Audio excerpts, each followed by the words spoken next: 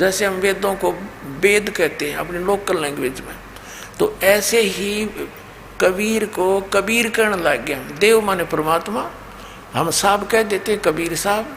तो ये यहाँ उस कबीर साहब उस काशी वाले धानक के लिए ही वेद प्रमाण कर रहे हैं। और परमात्मा ने 600 वर्ष पहले कहा था, धर्मदास वेद मेरा भेद है, मैं ना मिलूँ वेदन के माही, और जौन वेद से मैं मिलूँ। वो वेद जानते नहीं, क्योंकि वेदों में महिमा तो कबीर परमेश्वर की है, लेकिन वे ऑफ वर्षी पूजा का मार्ग जो है, भक्ति का मार्ग केवल इस ब्रह्म तक का है। ओम नाम का जाप है, 500 यज्ञ है, नथिंग एल्स। तो यहाँ फिर आइए इसके ऊपर, ऋग्वेद मंडल नंबर 9 सूक्त 86 का मंत्र 1 हम पढ़ रहे हैं। अब हम यहाँ आगे कि अपने रूप को सरल करता हुआ वह कांति में परमात्मा कबीर देव लिखना पड़ेगा यहाँ। कबीर देव यानी कबीर साहब विद्युत के समान क्रीड़ा करता हुआ वर्णीय पुरुष को प्राप्त होता है। वर्णीय माने यानी श्रेष्ठ अच्छी आत्मा को मिलता है। उसका उद्देश्य वो कहाँ रहता है? ऋग्वेद मंडल नंबर 9 सूक्त 86 का मंत्र 27 में स्पष्ट है।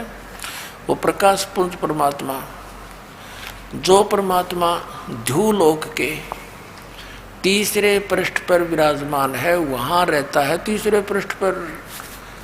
अब वह परमात्मा ध्युलोक के तीसरे पृष्ठ पर, यानी सतलोक की भी 3 डिवीज़न है।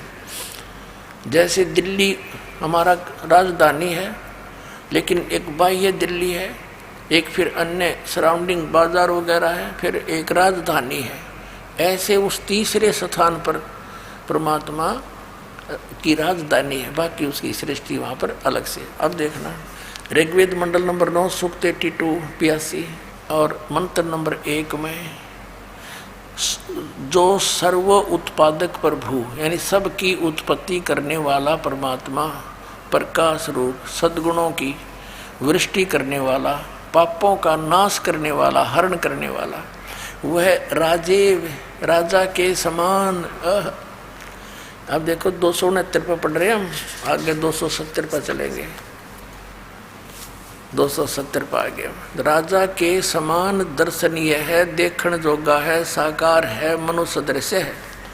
और वह पृथ्वी आदि लोक लोकांतरों के चारों ओर शब्दमान हो रहा है। वह वर्णीय पुरुष को जो दृढ़ भक्त है उसको पवित्र करता हुआ प्राप्त होता है। जिस प्रकार विद्युत स्नेह वाले स्थानों को आधार बनाकर प्राप्त होता है। अब यहाँ देखो नीचे किस उद्देश्य से आता है। ऋग्वेद मंडल नंबर 9 सूक्त 82 का मंत्र 2 हम पढ़ रहे हैं। पहला पढ़ लिया, हे परमात्मन, उपदेश करने की इच्छा से आप, यानी तत्व ज्ञान प्रदान करने की इच्छा से आप, सच्चा ज्ञान देने के लिए, सच्चिदानंद घन ब्रह्म का सुख संवेद देने के लिए आप महापुरुषों को प्राप्त होते हो, अच्छी आत्माओं को मिलते हो। और आप अत्यंत गतिशील पदार्थ के समान बड़ी तीव्र गति से हमारे आध्यात्मिक यज्ञ को प्राप्त होते हैं। आप देखा, आप कबीर देव हैं, आप कबीर देव हैं, कबीर साहब हैं, शुद्ध स्वरूप हैं। हमारे पापों को दूर करके हे अमर परमात्मा आप हमको सुख दें। अपने आत्माओं, अब क्या सिद्ध हुआ कि परमात्मा मनुष्य दृश्य है।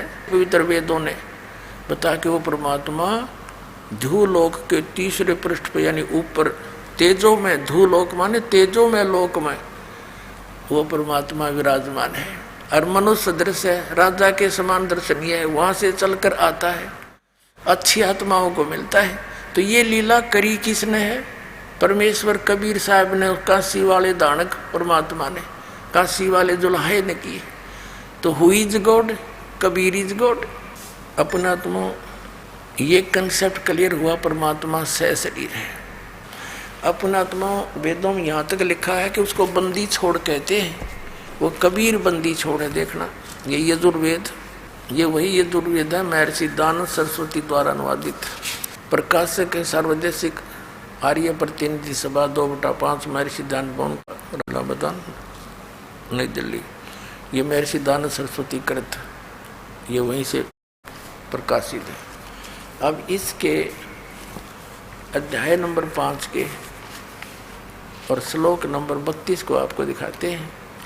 ये देखना, 5वां अध्याय 5वां अध्याय यजुर्वेद भाष्यम यहाँ है 5वें अध्याय का ये 32वां श्लोक है। 32वां, इसमें क्या लिखा है?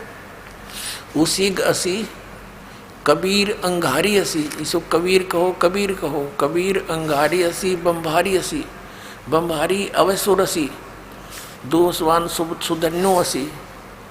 और फिर यहाँ क्या लिखा है? रत धामा सवर ज्योति। अब इनका अनुवाद पढ़ेंगे। हे जगदीश्वर, जिस कारण आप कांतिमान असी माने हैं, अंगारी माने खोटे चलन के जीवों के शत्रु, अंगारी माने पापों के शत्रु, अरि माने शत्रु, अग माने पाप, पापों के शत्रु, पाप नाशक, पापों का नाश करने वाले कवि, यह लिख दिया कवि, ये कबीर देव। ये देखो कबीर, हम कबीर कहते हैं इसको, कबीर, कबीर देव हैं आप, कबीर देव हैं। और बम्भारी माने बंधनों के शत्रु, अरि माने शत्रु, बम्ब माने बंधन, आप बंदी छोड़ हैं, बंधनों के शत्रु, बंदी छोड़, हम उसको बंदी छोड़ कहते हैं। और आप रत धामा सवर ज्योति, सवर ज्योति माने स्वयं प्रकाशित लोक में, लोक है कौन सा? रत धामा, सत धाम युक्त असी माने हैं। रत माने सत, ये लिख रहे हैं खुद अर्थ, रत माने सत और धाम का अर्थ धाम लिख दिया, हम लोक कह दे हैं। आप सतलोक में रहने वाले हो, आप सतलोकवासी हो, सतलोक में रहने वाले हो, रित धामा। अपनात्मा, ये हमने पहचान लिया इतने प्रमाण देख करके कि परमात्मा कौन है, कैसा है। अब जैसे अभी तक परमात्मा के विषय में निराकार ही एक लोकवेद बना हुआ था कि परमात्मा निराकार है, तो ये केवल दंत कथा थी, यथार्थता नहीं थी। क्या इनको वेदों का, सदग्रंथों का ज्ञान है? अब परमात्मा कहते हैं ये माला पैर हुए हैं मुक्ता, सटदल उआ बाई बकदा। ये उआ बाई बकरे हैं, है इनका कोई सिर पैर इन शंकराचार्यों के ज्ञान का? इनसे कोई पूछता है कि परमात्मा साकार है व निराकार? तो ये बताते हैं परमात्मा निराकार भी है, साकार भी है।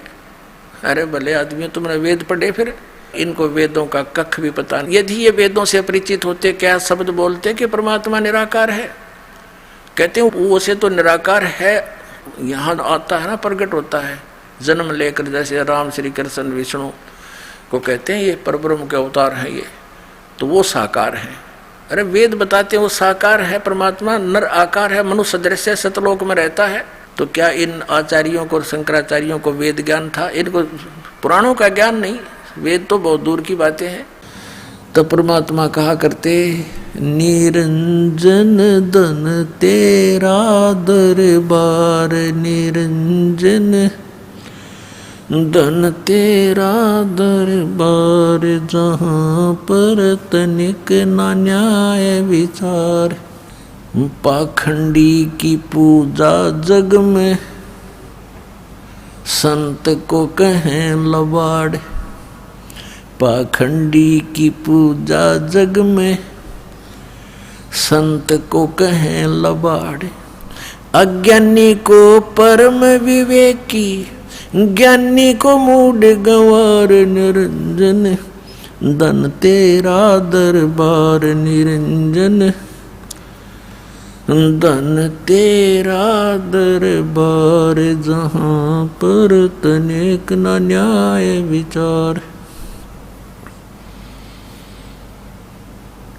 कह कबीर सुनो भाई साधो, यहाँ सब उल्टा व्यवहार, कहे कबीर सुनो भाई साधो, यहाँ सब उल्टा व्यवहार, सच्चों को तो ये झूठा बतावे, इन झूठों का एतबार निरंजन, धन तेरा दरबार निरंजन, धन तेरा दरबार जहाँ पर तनिक ना न्याय विचार। अभी आपने सुने जगत गुरु तत्वदर्शी संत रामपाल जी महाराज के विचार। और आइए अब जानते हैं पवित्र हिंदू धर्म के